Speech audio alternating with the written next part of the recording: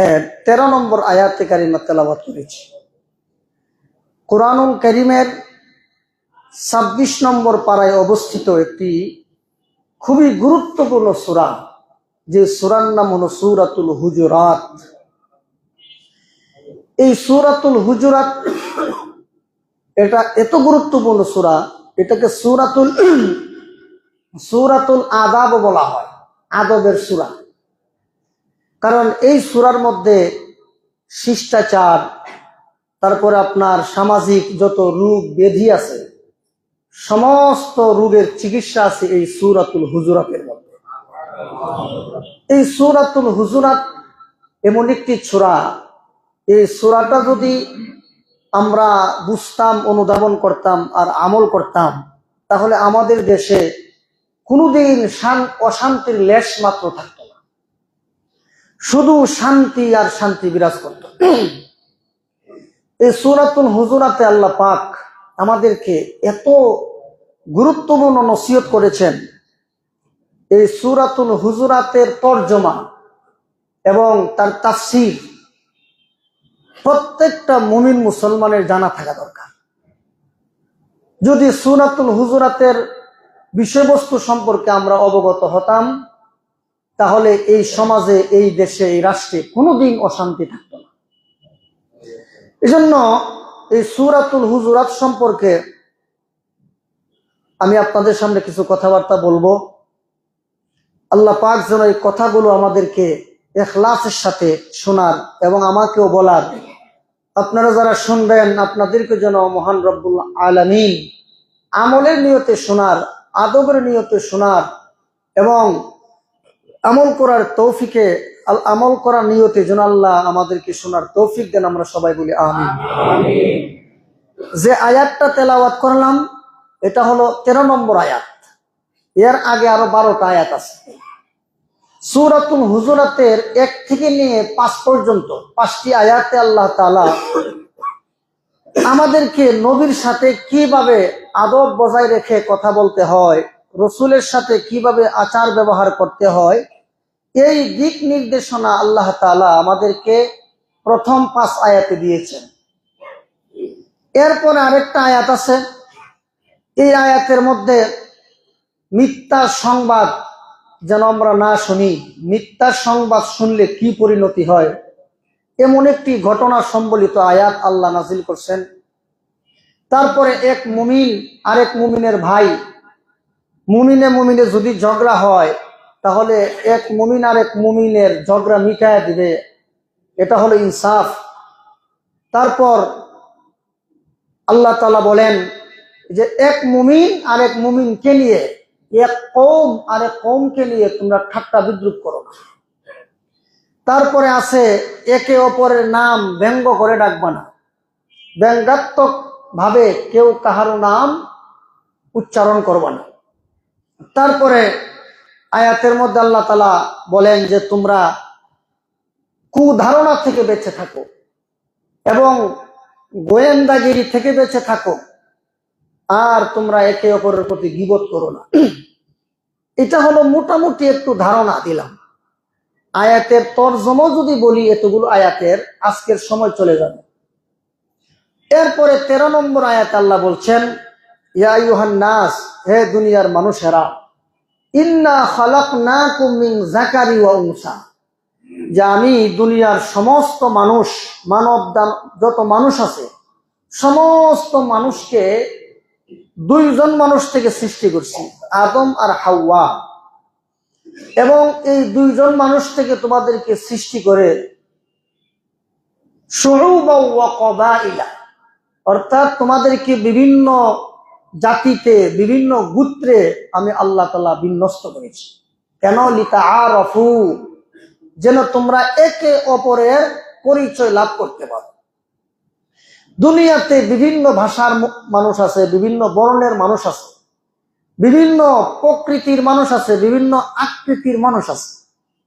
যত মানুষ আছে দুনিয়াতে, মানুষের ভাষা ভিন্ন হতে পারে, মানুষের বর্ণ ভিন্ন হতে পারে, মানুষের আকার আকৃতি ভিন্ন হইতে পারে, কিন্তু শেষ পর্যন্ত সমস্ত মানুষের ঠিকানা হলো একজন ব্যক্তি, যার নাম আদম আলাইহিস সালাম। আজকে আমরা এখানে যারা আছি, আমাদের নাম ভিন্ন, আমাদের চেহারা ভিন্ন, আমাদের গোষ্ঠী ভিন্ন, আমাদের মন মেজাজ ভিন্ন, কিন্তু সবার শেষে কিন্তু আমরা আদমের সন্তান। তো আদমের সন্তান সবাই এক, কিন্তু পরবর্তীতে এসে আদমের সন্তানের মধ্যে বিভেদ তৈরি করলো কারা?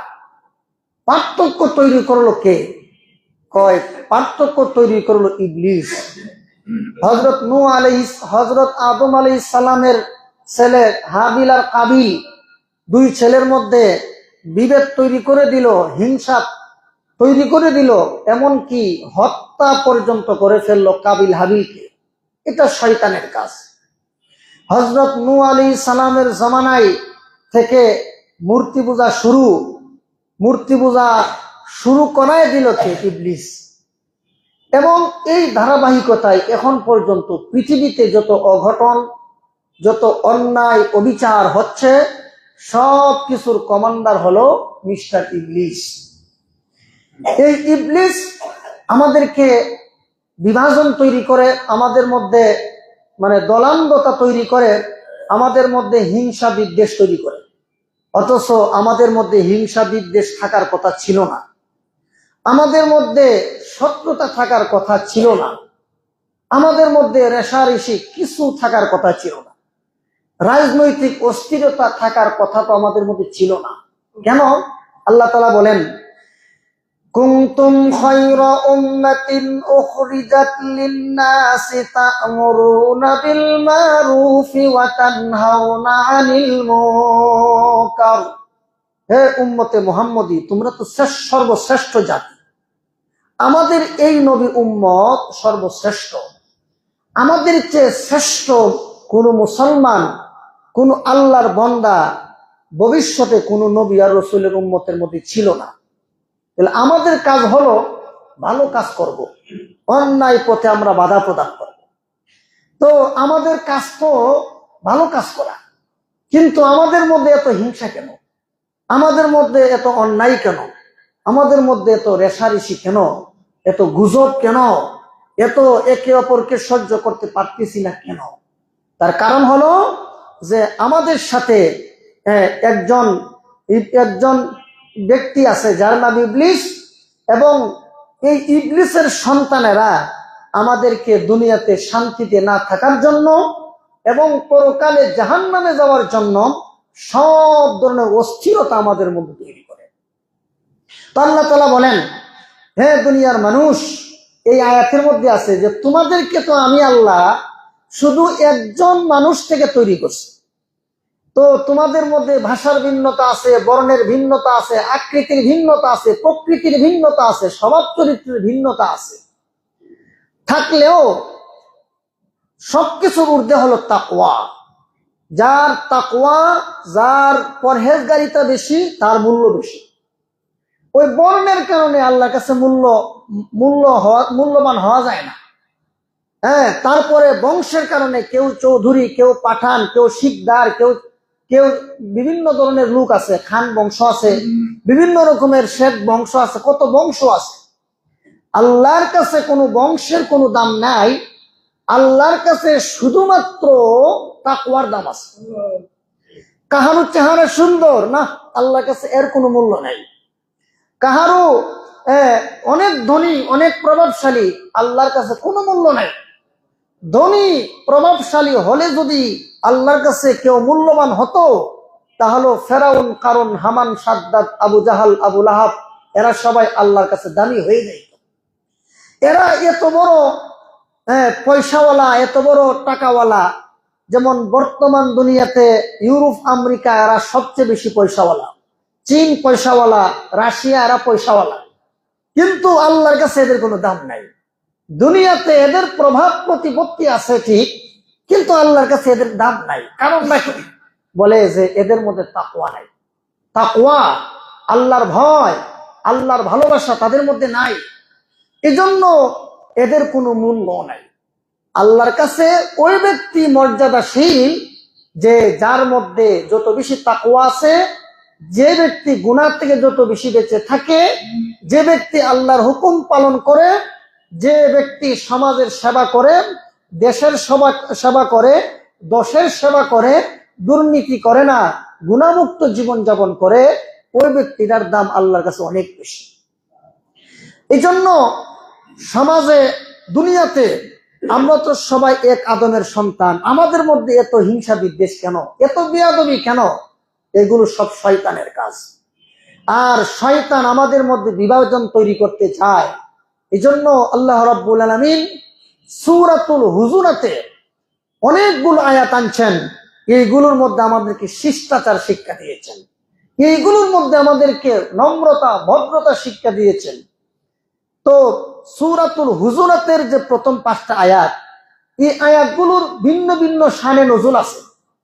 সবগুলো শানে নজুল একত্রিত করে এবং এই 5টা আয়াতের মধ্যে আল্লাহ তাআলা আমাদের নবীর সাথে 3 ধরনের আদব রক্ষা করার জন্য বলছেন। 1 নম্বর, আমাদের নবীর সাথে আমার আল্লাহ এবং তার রাসূলের আগে বেড়ে কোনো কথা বলাও জায়েজ নাই, কোনো কাজ করাও জায়েজ নাই। আল্লাহ তাআলা বলেন, ইয়া আইয়ুহাল্লাযীনা আমানু লা তুকদ্দিমু বাইনা ইয়াদাইল্লাহি ওয়া রাসূলিহি, হে ঈমানদাররা, তোমরা আল্লাহ এবং তার রাসূলের অগ্রে বেড়ে কোনো কথাও বলবা না, কোনো কাজও করবা না। তো নবী যদি রাস্তায় হাঁটে, নবীর আগে আগে সাহাবায়ে কেরামের হাঁটার কোনো সুযোগ নাই, অপশন নাই। কেন? কারণ নবীর দাম সাহাবীদের চাইতে কেন, সমস্ত গোটা সৃষ্টি জগতের চেয়েও নবীর দাম আল্লাহর কাছে বেশি। এই জন্য আল্লাহ তাআলা সূরাতুল হুজুরাতের প্রথম আয়াত নাজিল করে বলেন, ও সাহাবীরা, তোমরা এবং কিয়ামত পর্যন্ত আনেওয়ালা মুসলমানেরা শুনে রেখো, নবীর আগে আগে হাঁটা যেমন অন্যায়, নবীর কথার উপরে কথা বলাও অন্যায়। নবীর কথা বলতেছে, এমত অবস্থায় সাহাবায়ে কেরামের মধ্যে এমন ঘটনা ঘটছে যে এক গোত্রের এক ব্যক্তিকে নেতা আমির নিযুক্ত করার জন্য 2 জন সাহাবী, একজনের নাম উমর, আরেকজনের নাম হলো হযরত আবু বকর সিদ্দিক রাদিয়াল্লাহু আনহুমা, ওনারা উভয়ের মধ্যে কথা কাটাকাটি হয়ে গেল। এক পর্যায়ে আওয়াজটা একটু উঁচু হয়ে গেল। তখন আল্লাহ পাক সূরাতুল হুজুরাতের 2 নম্বর আয়াত নাজিল করে বলেন, ও সাহাবীরা, তোমরা যে আওয়াজে কথা বলো, তোমাদের আওয়াজটা যেন নবীর আওয়াজের উপরে না চলে যায়।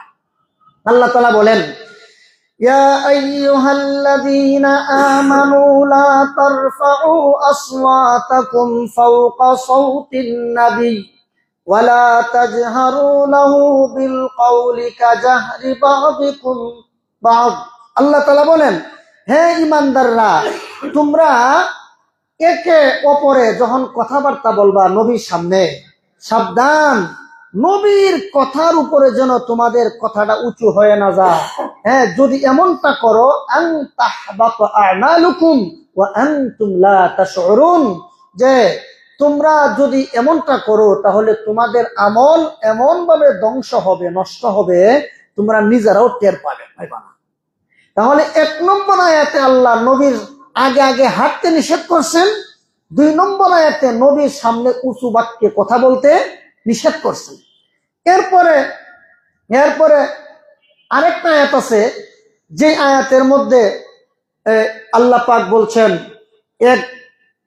এক গোত্রের কিছু লোক নবীজির দরবারে আসলো।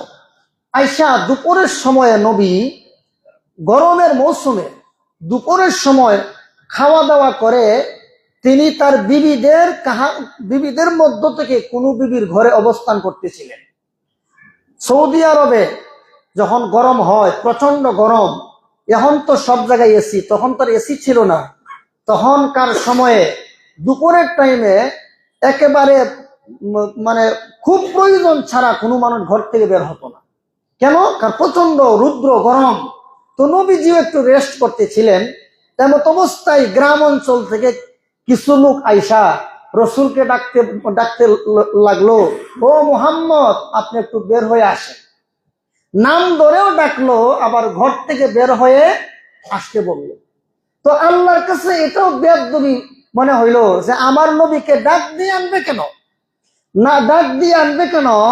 তো নবীকে ডাক দিল নাম ধরে, আল্লাহ নিজেও কিন্তু কোরআনের কোথাও ইয়া মুহাম্মদ বলে সম্বোধন করে নেন। কিন্তু তারা গ্রামের লোক ছিল, পড়ালেখা জানতো না, সাধারণ মানুষ ছিল। আল্লাহ তাদের গুণ বর্ণনা করছেন, ওয়া আকসারুহুম লা ইয়াকিলুন, এদের অধিকাংশই বুঝে না নবীর সামনে কেমনে আদব রক্ষা করতে হয়। এই সমস্ত বিষয়াবলী তারা এখনো শিখে নাই, এরা নতুন মুসলিম। আল্লাহ পাক এই আয়াত নাজিল করে আল্লাহ পাক সমস্ত জাতিকে সতর্ক করলেন, নবীকে ডাক দিয়ে আনা যায় না, নবীর কাছে যাইতে হয়। কারণ নবীকে আমি আনবো কিভাবে? নবী তো আমার কাছ থেকে কোনো উপকার হাসিল করবে না, বরং আমি নবীর কাছ থেকে উপকার হাসিল করব। তো যার যেখানে দরকার সেখানে যাইতে হয়। আপনার পানি দরকার, টিউবওয়েলের কাছে যাইতে হবে, টিউবওয়েল আপনার কাছে আসবে না। তো নবী আমাদের জন্য রহমতের নবী, তিনি আমাদের কাছে আসবেন কেন? আমরা তার কাছে যাব। ডাকা বেয়াদবি। আমাদের দেশের মাজার পূজারীরা, ওই যারা সুন্নি নামদার তাহির গ্রুপ, আট্টসি, দেওয়ানবাগি, মাইজবান্ডারি যত আছে, এরা কি করে জানেন? এরা মিলাদের মধ্যে নাকি নবী হাজির হয়, নবীরা হাজির করে। সাহাবায়ে কেরাম নবীর দরবারে হাজিরা দিতেন, নবীর দরবারে গিয়া বলতেন ইয়া রাসূলুল্লাহ। আর আমাদের দেশের মাজার পূজারীরা বলে নবীজি আমাদের দরবারে আসে, মিলাদে আসে। নাউযুবিল্লাহি মিন যালিক। আমাদের দরবারে নবী আসবেন কেন? নবী যে ওনার রওজাতে আসে, উনি মিলাদের মাহফিলে আসবেন কেন? মুআজ্জিন হাজিরিন, তো আল্লাহ তাআলা বলেন যে তোমরা এই তিন ধরনের আদব রক্ষা করবা। সাহাবায়ে কেরামের গুণ আল্লাহ তাআলা বর্ণনা করছেন। আল্লাহ বলেন, ইন্নাল্লাযীনা ইয়াগুদ্দুনা আসওয়াতাহুম ইনদা রাসূলিল্লাহি উলাইকাল্লাযীনা ইমতাহানাল্লাহু কুলুবাহুম উলাইকাল্লাযীনা ইমতাহানাল্লাহু কুলুবাহুম লিত্তাকওয়া লাহুম মাগফিরাতু ওয়া আজরুন আযীম।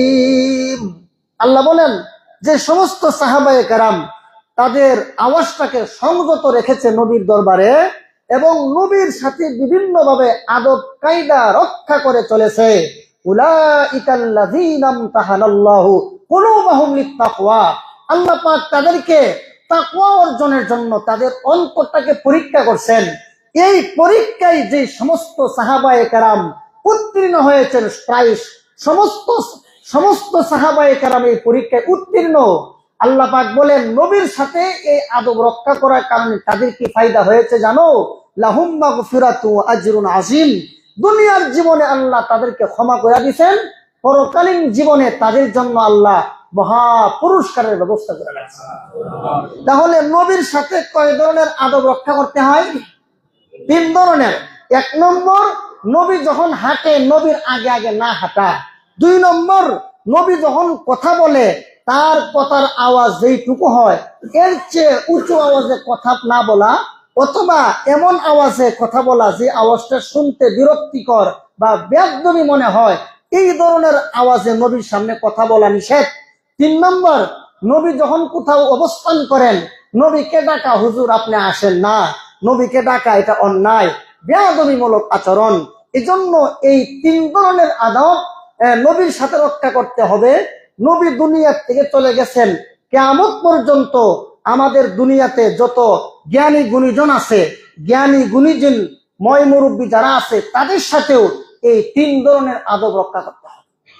আল্লাহ ১৫০০ বছর আগে আয়াত নাযিল করে নবীর জমানায় নবীর সাহাবায়ে কেরামদেরকে শিক্ষা দিলেন, ও সাহাবীরা তোমরা নবীর সাথে এই তিন ধরনের আদব রক্ষা করে চলবা।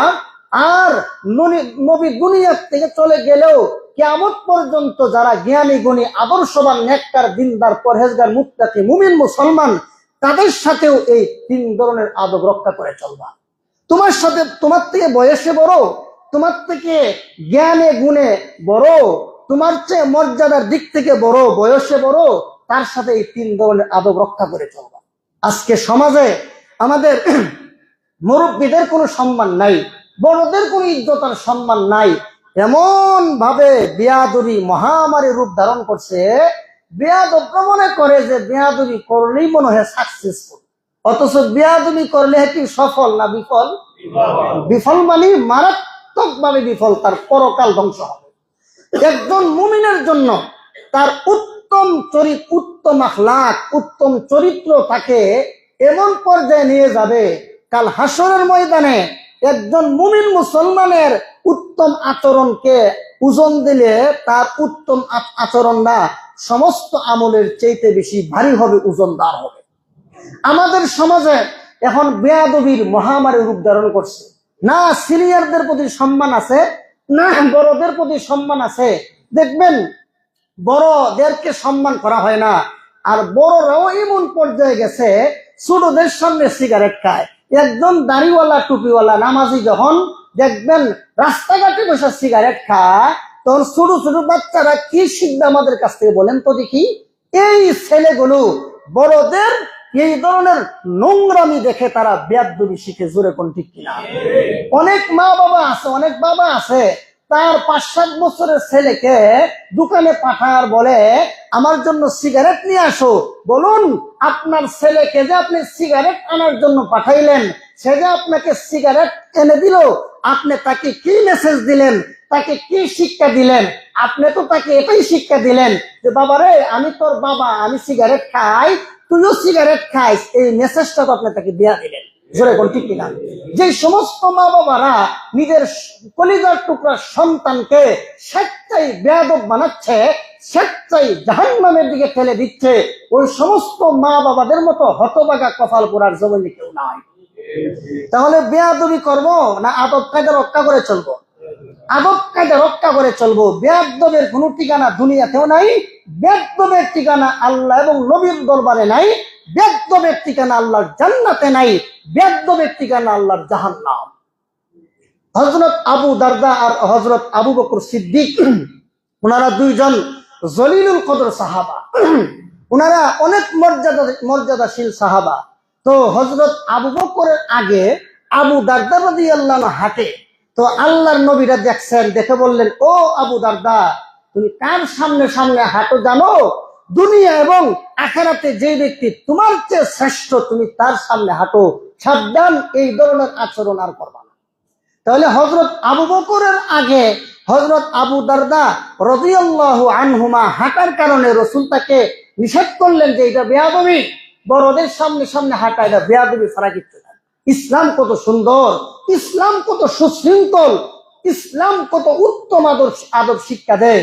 আজকে এই ইসলামের গণ্ডি থেকে আমরা বের হয়ে যাওয়ার কারণে সারা দুনিয়ার ইহুদ নাসারা এবং সারা দুনিয়ার সমস্ত ফাসেক ফুজ্জাররা আমাদেরকে ঘৃণার দৃষ্টিতে দেখে। মোবাইল খুললেই অমুক জায়গায় ধর্ষণ, অমুক জায়গায় এই সেই, এগুলো হচ্ছে কেন? আমাদের চরিত্রটা তলানিতে চলে গেছে। চরিত্র বলতে আর কিছু নাই। দাড়িওয়ালাও জিনা করে, টুপিওয়ালাও জিনা করে, যুবকেরও জিনা করে, বৃদ্ধ মানুষও জিনা করে, এমন দেখা যায় বুড়ো বৃদ্ধ মানুষ জিনা করে। সহিহ মুসলিম শরীফের হাদিসে আল্লাহ রাসূল বলেন, 3 প্রকার লোকের দিকে আল্লাহ কিয়ামতের দিন রহমতের দৃষ্টিতে তাকাবেন না, তাদেরকে গুনাহ থেকে পবিত্র করবেন না, তাদেরকে জান্নাতে দেবেন না। এই 3 প্রকার কারা? আল্লাহ রাসূল বলেন, শাইখুন জানিন, যারা বৃদ্ধ বয়সে জিনা করে। বহুত মানুষ সমাজে আছে, আমরা জানি না, বুড়া বয়সে এখনো জিনা ছাড়তে পারে নাই। আল্লাহ রসুল বলেন তোমার বয়স হয়েছে, এখনো জিনা ছাড়ার সময় হয় নাই, ভালো রকম মনে রেখো, কপাল পুরা, জিনা ছাড়ো নাই তো আল্লাহর জান্নাত তোমার জন্য হারাম। 2 নম্বর, আও মালিকুন কাজ্জাব, মিথ্যাবাদী শাসক।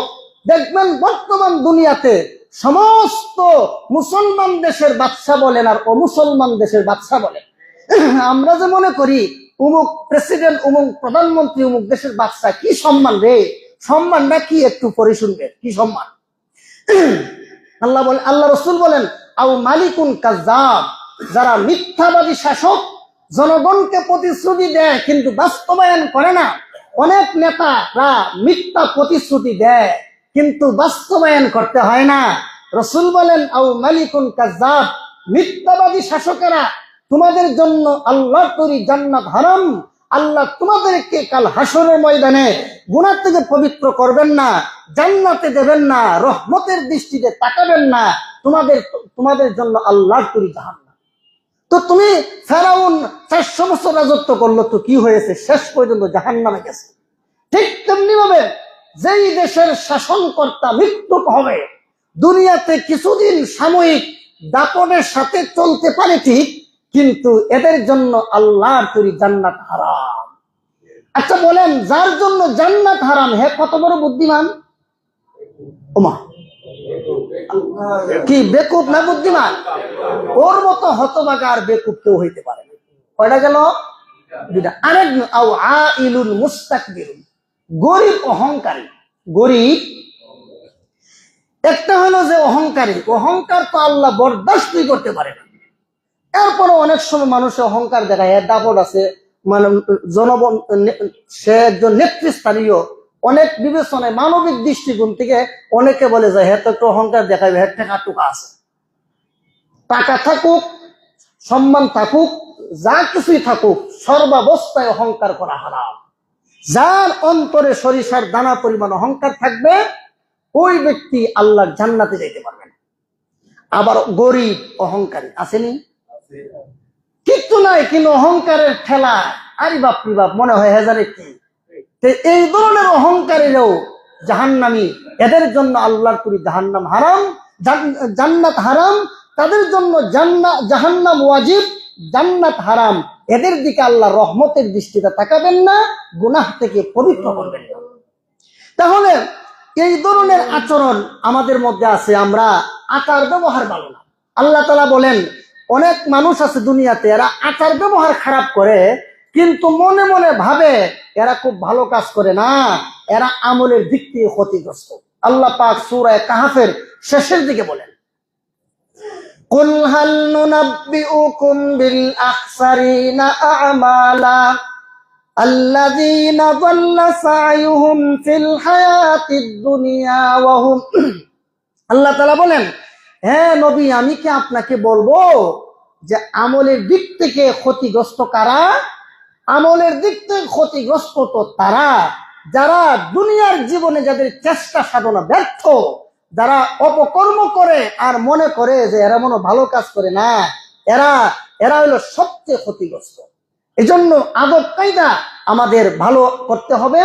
এবং আবু দারদা রাদিয়াল্লাহু আনহুর হাদিস থেকে আর কোরআনের এই আয়াতগুলোর তর্জমা থেকে আমাদেরকে এই কথা মানতে হবে, বুঝতে হবে, অনুধাবন করতে হবে, আমল করতে হবে।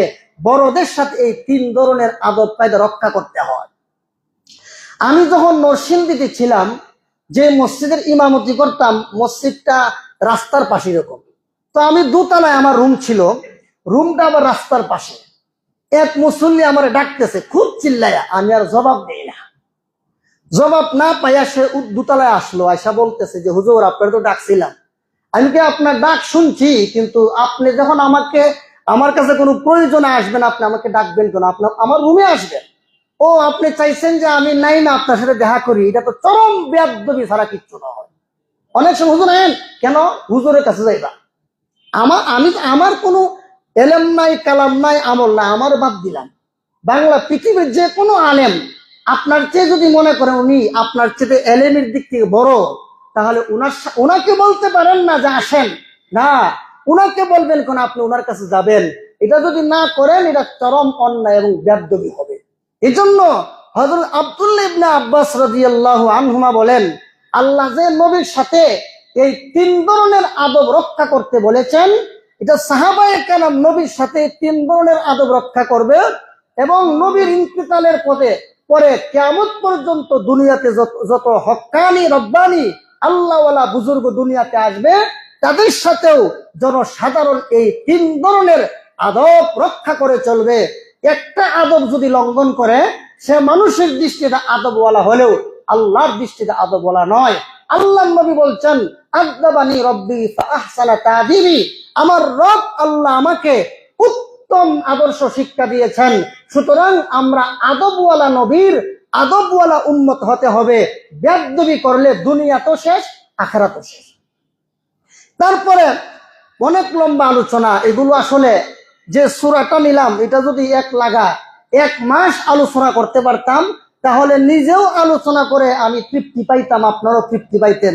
তারপর আরেক আয়াতে আল্লাহ বলেন, ওই যে গুজব ফেসবুকে দেখবেন একদল আরেক দলের বিরুদ্ধে লিখতেছে। আরে ভাই, তুই কার বিরুদ্ধে লেখছস? যার বিরুদ্ধে লেখছস সে নবীর উম্মত, আল্লাহর বান্দা, আদমের সন্তান। তুইও তো আল্লাহর বান্দা, নবীর উম্মত, আদমের সন্তান। কার বিরুদ্ধে না জানি না এটা লিখে দিছ। এখন যদি আপনারা বলেন যে নবীনগর ইমাম সাহেব তো চুরি করছে, ডাকাতি করছে, ফেসবুকে লেখা দিচ্ছেন, দেখবেন সিংহভাগ মানুষ বিশ্বাস করবে যে আসলে চুরি ডাকাতি করছে। কিন্তু যাচাই বাছাই করে না যে আসলে হুজুরের বিরুদ্ধে যে অপবাদটা আসছে এটা কি সত্য না মিথ্যা। শুনছে ফেসবুকে, গোটা দুনিয়া খবর হয়ে গেছে, হুজুরে ডাকাতি করছে, হুজুরে চুরি করছে, হুজুরে এই করছে সেই করছে। আল্লাহ বলেন না, কাহারও বিরুদ্ধে যখন অভিযোগ আসে তখন তোমরা যাচাই করবা, যাচাই করে তারপরে তোমরা সিদ্ধান্ত নিবা। যাচাই বিহীন যদি তোমরা সিদ্ধান্ত নিয়ে নাও তাহলে এমন যদি হয় যে ঘটনাটা মিথ্যা ছিল, তখন তোমরা লজ্জিত হবে, তোমরা শর্মিন্দা হবে এবং একটা জাতির ক্ষতি হবে। আল্লাহ তাআলা বলেন, ইয়া আইয়ুহাল্লাযীনা আমানু ইন জাআকুম ফাসিকুম বিনাবাইন ফাতাবাইয়ানু আন তুসিবু কওমান বিজাহালাতিন ফাতুসবিহু ইলা আখিরিল আয়া। আল্লাহ তাআলা বলেন, হে ঈমানদাররা, যখন কোনো ফাসিক তোমাদের কাছে এমন কোন সংবাদ দেয় যেই সংবাদটা যাচাইবিহীন এবং যাচাই বাছাই ব্যতীত যদি তোমরা গ্রহণ করো, তাহলে পরবর্তীতে যদি দেখা যায় যে ঘটনাটা মিথ্যা ছিল, তাহলে তোমরা লজ্জিত হবে। এই আয়াত থেকে সারা দুনিয়ার সমস্ত মানুষকে আল্লাহ এই মেসেজ দিয়েছেন যে কথা শোনা মাত্রই বিশ্বাস করো না। রাস্তায় আপনাকে একজনে বললো, ভাই উমুকে তো জিনা করছে, আপনি বিশ্বাস করবেন না। ভাই উমুকে তো সন্ত্রাসী করছে, বিশ্বাস করবেন না। ভাই উমুকে তো ডাকাতি করছে, বিশ্বাস করবেন না। দলিল প্রমাণ দ্বারা যখন সাব্যস্ত হবে তখন বিশ্বাস করবেন, এর আগে বিশ্বাস করবেন না। আল্লাহ বলেন, ফাতাবাইয়ানু, যাচাই করো, যাচাই বিহীন কথা শুনবা না।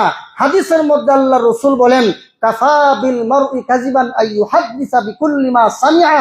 একটা কথা শোনা মাত্রই বিশ্বাস করা, তুমি মিথ্যাবাদী হওয়ার জন্য এটাই যথেষ্ট। আর বর্তমানে চলছেও এটা। ফেসবুকে একজন লিখছে, এটাই সত্য। আর কোরআন থেকে বলতেছে এটা বিশ্বাস করে, ওই ফেসবুকে শুনছে এটা কি সত্য। এই যে একে ফেসবুকের মাধ্যমে আজকে অনলাইনের মাধ্যমে এক মুমিন আরেক মুমিনের চরিত্র নিয়া এবং তার মান সম্মান নিয়ে যে সমস্ত অপপ্রচার গুজব ছড়ানো হচ্ছে, সেখানে আপনি লাইক দিতেছেন, শেয়ার করতেছেন, কমেন্টস করতেছেন। আল্লাহর কসম খেয়ে বলি, যদি সংবাদটা মিথ্যা হয় তাহলে আপনার একটা লাইক, একটা শেয়ার, একটা কমেন্ট আপনাকে জাহান্নামে যাওয়ার জন্য যথেষ্ট। এজন্য ফেসবুকে একটা লেখলেই বিশ্বাস করবেন না, একজনে একটা কথা বললেই বিশ্বাস করবেন না, তদন্ত করবেন, যাচাই করবেন। তারপরে আপনারা এটা বিশ্বাস হলে তারপরে আর একজনের ব্যাপারে বদনাম শুনলে, তোমাকে হেডমাস্টারি করতে কে বলছে? প্রচার করার জন্য। তোমার চিন্তা তুমি করো, তোমার পিঠের চামড়া থাকবে কিনা তুমি চিন্তা করো। কাল হাসরের ময়দানে আমার পিঠের চামড়া থাকবে কিনা। আল্লাহ নবী বলছেন, ফাসিক ফুজ্জাররা যখন মারা যায়, কবরে যখন রাখা হয়, তখন তাদেরকে কবর এমন ভাবে চাপ দেয়, আল্লাহ নবী তার দুই হাতের আঙ্গুলগুলো ফাঁকা করে এক হাতের আঙ্গুলের ভিতরে আরেক হাতের আঙ্গুলগুলো ঢুকাইয়া আল্লাহ নবী দেখাই দিচ্ছেন, হে আমার উম্মতেরা শোনো, ফাসিক ফুজ্জার মারা গেলে তাদেরকে দুই দিক থেকে কবর এমন ভাবে চাপ দিবে, ডান পাজরের হাড্ডিগুলো বাম পাজরে ঢুকে যাবে, বাম পাজরের হাড্ডিগুলো ডান পাজরে ঢুকে যাবে। ওই চিন্তা তুমি করো, কাল হাসরের ময়দানে মিজানের পাল্লায় তোমার আমলনামা ভারী হবে না ওজন হবে, এই চিন্তা করো। ফুল সেনাতের ব্রিজ 30,000 বছর রাস্তা, হীরার চাইতো চুলের চাইতো চিকন হবে, অমাবস্যার রাত্রি থেকে অন্ধকার হবে। এমন একটা সংকটময় মুহূর্ত তুমি পাড়ি দিয়ে জান্নাত পর্যন্ত পৌঁছতে পারবে কিনা, সেই চিন্তা তুমি করো। আরেকজনে কি করলো না করলো এই টেনশন, এইটা নিয়ে তোমার মাথা ব্যথার কোনো কারণ নেই। জোরে কোন ঠিক কিনা? একজন গলা পর্যন্ত পায়খানা করে রয়েছে, আরেকজনও দেখে কষ্ট লাগছে যে আরে আমার উমুক ভাইরা পায়খানা করে রয়েছে, যা এর একটু উঠায় আন। বললো যে ভাই তুই আমার হাতে ধর, তোর আমি টান দিয়ে উঠাই। যে উঠাই তো গেল, তারে গায়ে খাচ্চর, তুই আমার কাছ থেকে সর। কি যে তোর নাকের মধ্যে ময়লা, তুই আমার হাত ধরিস না। আরে বেটা, তুমি তো গলা পর্যন্ত পায়খানায় ডুবে আসো, আরেকজন তোমাকে উদ্ধার করতে গেছে, তার নাকে ময়লা, এই জন্য তুমি তাকে ঘৃণা করে তাড়ায় দিলা। চিন্তা করে দেখো, ওই ব্যক্তির নাকের ময়লা বেশি মানে খারাপ, নাকি তুমি যে গলা পর্যন্ত পায়খানায় ডুবেছো এটা বেশি খারাপ? আজকে সমাজের আমরা প্রত্যেকটা মানুষ, আমি সহ, আমরা গলা পর্যন্ত গুনার মধ্যে হাবুডুবু খাইতেছি, আমরা গুনার সাগরে হাবুডুবু খাচ্ছি। ও সমাজের একজন মানুষ যদি কোনো অন্যায় করে, তখন আমরা তাকে নিন্দা জানাই, প্রতিবাদ করি। আরে বেটা, নিন্দা তো পরে, আগে তোর খবর রাখ, তোর জীবনের গুনার জন্য আল্লাহর কাছে কান্নাকাটি কর। আরেকজনেরটা দেখোস কেন? জোরে কোন ঠিক কিনা? আজকে সমাজটা কোথায় চলে গেছে ভাই? এর জন্য ইসলাম এমন একটা সুন্দর সুশৃঙ্খল সমাজ আপনাদেরকে উপহার দেয়, যেই সুশৃঙ্খল আর সুন্দর সমাজ মানে গঠন করতে হলে এই কথাগুলো আপনাদেরকে মানতে হবে। তারপরে আমরা কি করি? ও কাইল্লা, মটকু, রাজাকার, আলবদর, জেহাদি, এই সমস্ত কথা বলি। আজকে রাজনৈতিক ভাবে একে অপরকে গায়েল করার জন্য, তোরা তো ভারতপন্থী, তোরা হইলে পাকিস্তানপন্থী। আর এবার কারে পাকিস্তানপন্থী আর ভারতপন্থী গছ? আমরা তো সবাই মদিনাপন্থী। জোরে কোন ঠিক কিনা? আমরা দুনিয়ার মুসলমান মদিনাপন্থী, মদিনাওয়ালার পাগল। আর আজকে হিন্দুত্ববাদী মালাউনের গোষ্ঠীরা মুসলমানদের মধ্যে আজকে একটা বিভেদ, একটা দেয়াল তৈরি করে দিয়েছে। একদল নাকি ভারতপন্থী আর একদল পাকিস্তানপন্থী। ও মুসলমান, তোমাদের হায়া লজ্জা বলতে কিছু নাই। আল্লাহর দরবারে জবাবদিহি করতে হবে। মুসলমানদের মধ্যে বিভেদের দেয়াল তৈরি করেছো, যারা এই দেয়াল তৈরি করেছেন তারাও জাহান্নামে যাবে। এই মালাউনদের ঢুকাই পরে যারা এই সমস্ত শব্দ ইউজ করো, তোমরাও আল্লাহর দরবারে রেহাই পাবে না। কে পাকিস্তানপন্থী আর কে ভারতপন্থী? আমরা সবাই মদিনাপন্থী। জোরে কোন ঠিক কিনা? আমাদের মধ্যে কোনো বিভেদ থাকতে পারে না। আজকে বিভিন্ন রাজনৈতিক দলের নামে আপনারা বিভেদ তৈরি করেন, মারামারি হানাহানি করেন। আল্লাহর কসম খেয়ে বলছি, আল্লাহর কসম খেয়ে বলছি, আল্লাহর নামের শপথ করে বলছি, যারা একদল আরেক দলকে দুনিয়ার তুচ্ছ স্বার্থ হাসিল করার জন্য, রাজনৈতিক ফায়দা হাসিল করার জন্য বদনাম দিচ্ছ, একে অপরের উপর আঘাত করছো, আল্লাহর কসম খেয়ে বলি, আল্লাহর তৈরি জান্নাত তোমাদের জন্য হারাম। আজকে কোন পথে যাইতেছো মিয়া? আল্লাহ রাসূল তো বলছেন, মান হামালা আলাইনা সিলাহা ফালাইসা মিন্না।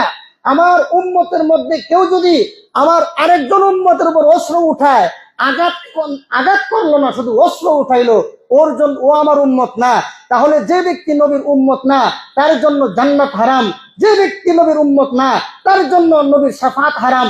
যে ব্যক্তি নবীর উম্মত না, তার জন্য নবীর হাতে হাউজে কাউসারে পানি পান হারাম। দুনিয়ার শয়তান গোষ্ঠীর ঢুকায় পড়ে, তাদের প্ররোচনায় পড়ে আজকে মুসলমানদের মধ্যে এই ধরনের বিভেদ, এই ধরনের বিভিন্ন রকমের ফিতনা ফাসাদ সৃষ্টি হচ্ছে। বিভিন্ন উপাধিতে ডাকে, তুই তো রাজাকারের বাচ্চা, এই তুই তো আলবদরের বাচ্চা, কেন রে?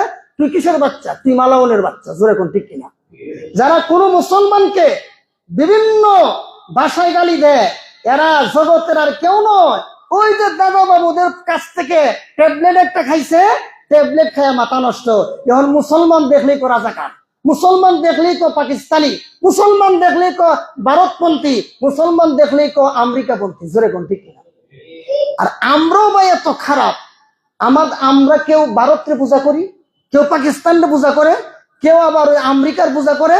কেন? আমরা তো মদিনাওয়ালার পাগল হওয়া দরকার, মদিনাওয়ালার পথে আমাদের চলা দরকার, আল্লাহ এবং তার রসুলের পথে দরকার ছিল। আমরা এগুলো ছাড়লাম কেন? মদিনাওয়ালার পথ ছাড়ার কারণেই একজন আরেকজনের রাজাকার কয়, একজন আরেকজনের আলবদর কয়, আবার একজন আরেকজনের কত তুই উমুকপন্থী তুমুকপন্থী। কেন? আমরা সবাই মদিনাওয়ালার পথ ছেড়ে দিচ্ছি। তাহলে আমরা আজকে এই আলোচনার মাধ্যমে কি বুঝলাম? আমাদের মধ্যে কি বিভেদ থাকবে না ঐক্য হবে? যদি কোনো ইমাম কোন এলাকার মধ্যে বিভেদ তৈরি করার চেষ্টা করে, মনে করো আমি এলাকায় ইমামতি করি, আমার কাজ কি এলাকায় দ্বন্দ্ব তৈরি করা, বিভেদ তৈরি করা না একটা ভাঙ্গা সমাজকে জোড়া লাগানি? একটা ভাঙ্গা সমাজকে জোড়া লাগান।